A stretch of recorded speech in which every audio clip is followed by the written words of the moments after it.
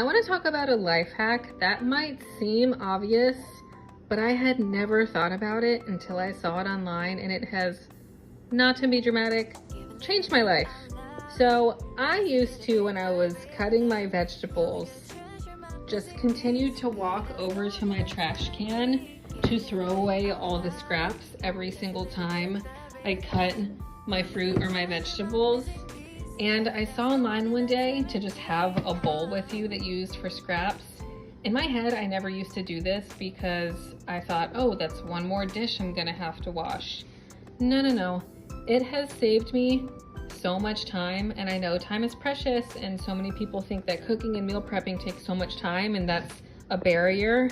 If you have this bowl and you can just be chopping things and immediately putting your scraps in there, it will save you so much time to simply just wash this one bowl afterwards than to continue to walk back and forth. Again, this might sound obvious to you, but I had seriously never thought about it, and I've been doing it for the last few months every single time I'm chopping things, and it's so helpful. So in case you've never thought of it, I wanted to share it with you. Happy cutting!